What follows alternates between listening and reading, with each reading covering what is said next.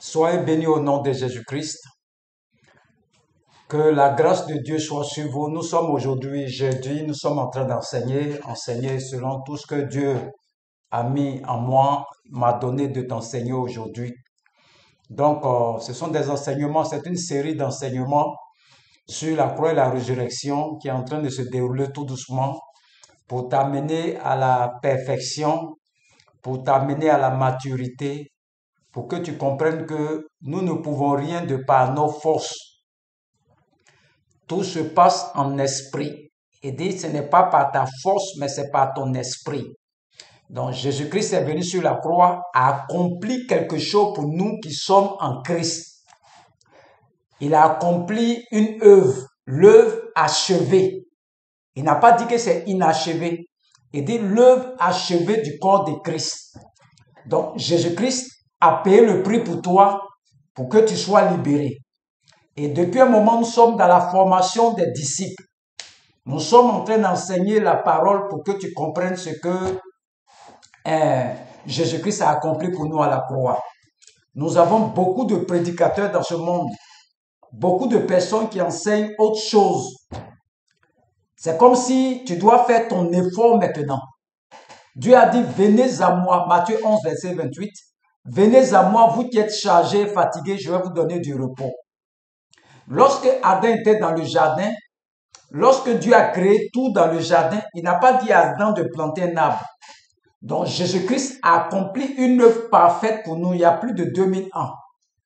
Mais on a l'impression que, on dirait que Jésus-Christ n'a rien fait pour nous. Que c'est par nous-mêmes, nos efforts qu'on doit essayer de se libérer. Je veux dire aux chrétiens, revenons dans la parole. Revenons dans la connaissance parfaite de notre Seigneur Jésus-Christ. Qu'est-ce qu'il a dit dans sa parole? Les songes, les rêves, les visions, les prophéties, tout ça, ça va passer. Mais la parole ne change jamais.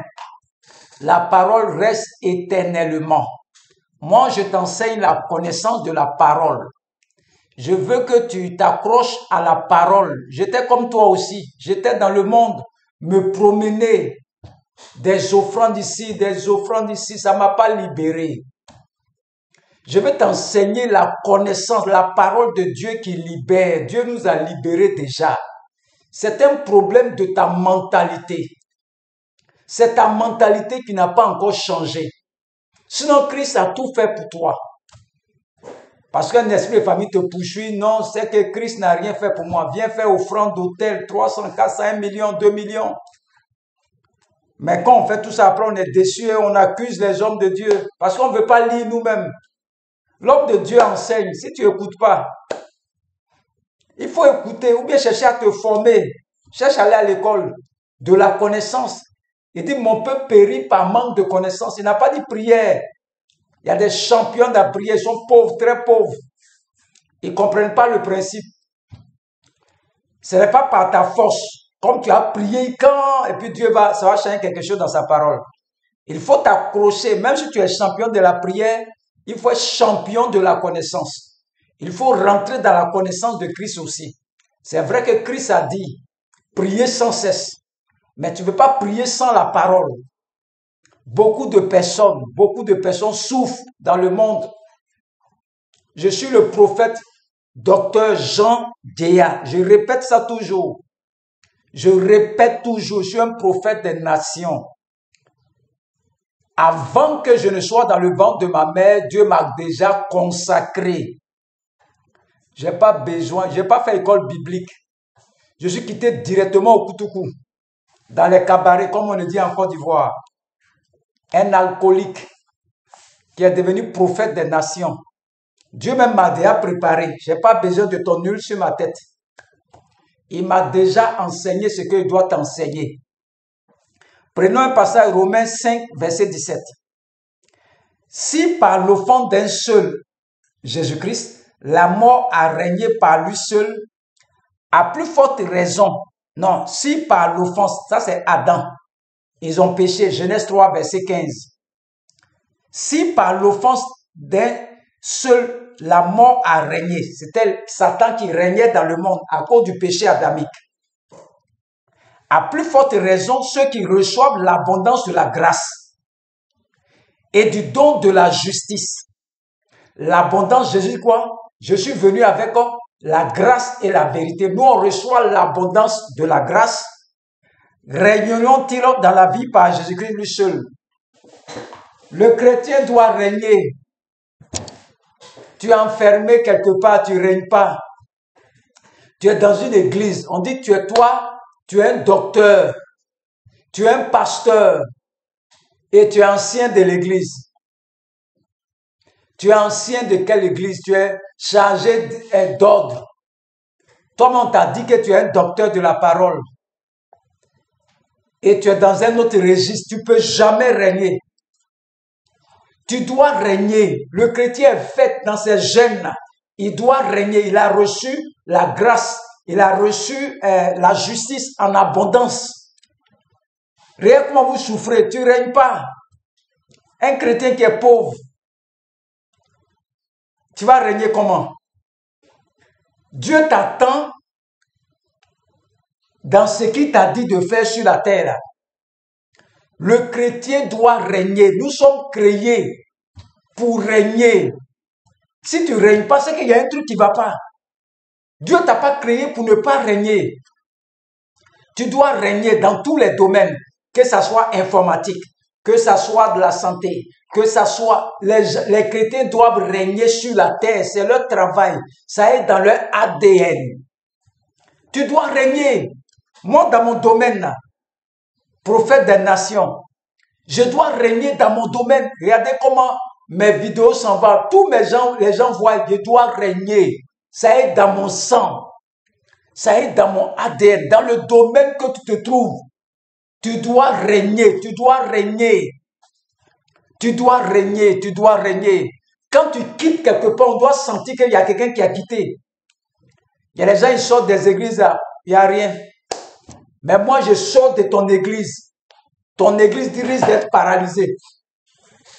Parce qu'il y a un pion qui n'est pas là. Le chrétien doit régner. Tu dois régner. Partout où tu te trouves, tu dois régner. Ça est dans ton ADN. Les chrétiens, qu'on les maltraite partout, ils s'en vont les maltraiter. On est des esclaves. Il y a des femmes qui vendent au marché. On les maltraite comme ça dans le marché, là. Ils ne savent pas qu'ils sont conçus pour régner. Le chrétien a été conçu en Christ pour régner. Il reçoit la grâce. Comment toi, tu as le Saint-Esprit en toi et tu ne règnes pas à l'université? Des gens qui sont médiocres dans leur domaine, qui sont médiocres, échec partout. Le chrétien doit régner. Tu dois comprendre ça. Il faut revenir, il faut bosser. Reviens, reviens, reviens. Tu n'es pas un paresseux. Tu dois régner, tu dois régner. Quand on parle des gens qu'on doit primer, c'est le chrétien. Des gens qui doivent inventer des choses, c'est le chrétien. Des gens qui doivent fabriquer des ordinateurs, c'est les chrétiens. Ce sont les chrétiens, ils doivent régner. Ils doivent régner la connaissance, la sagesse, l'intelligence. Tu as ça en abondance en toi. Tu ne sais pas que tu dois régner. Voilà pourquoi tu es... Non, je suis dans l'église, nous on devait régner les autres. Qui vous a dit ça? Le chrétien doit régner. Ça est dans ton ADN. ADN, tu dois régner. Tu dois régner. Tu as été conçu pour régner. Tu as été conçu pour régner. Tu as été conçu pour régner. Change ta mentalité. Change ça là. La grâce, l'intelligence, la sagesse. Tout se trouve déjà en toi. Tout se trouve en toi. Tu dois régner, tu dois régner, tu dois régner. Le chrétien doit régner. Le chrétien n'est pas un paresseux. Le chrétien n'est pas un médiocre. Satan te fait croire qu'il n'y a rien en toi. Il ment. Satan et ses démons sont des menteurs. Dieu a déposé en toi une intelligence surnaturelle, une connaissance. On appelle ça épiginosko, surnaturel qui est descendu sur toi. Tu n'as, regardez-moi comme ça, je n'ai pas besoin de préparer message. Non! Quand je prends la Bible, automatiquement, c'est parti. Alléluia. Une connaissance surnaturelle vient sur toi. Quel que soit le domaine dans lequel tu te trouves, tu dois être le numéro 1. Tu dois être le numéro 1 partout où tu t'en vas. Tu dois régner, tu dois régner. Les chrétiens médiocres, les chrétiens médiocres, sortez de là-bas, sortez des prédications, toutes les mêmes prédications. Tu as péché, tu as péché, tu as péché, tu as péché. Ça, c'est quelle prédication, ça? Ça n'évolue pas un peu. D'autres même sont champions dans le dépouillement. Toi, c'est dépouillement. Tu es venu sur la terre pour... Tu as péché, tu as péché. C'est ça qui est ton message. Il n'y a pas autre prédication dans la Bible. On ne parle pas de Jésus-Christ aussi. Même à la police même. Il y a les 10 commandements. On dit qu'il ne faut pas voler, vont aller voler. Et la plupart des églises où on fait comme ça, là, c'est là même les gens vont aller pécher même. On ne t'a pas dit de donner conseil aux gens. On dit de leur enseigner Jésus-Christ, mort à la croix et ressuscité pour eux.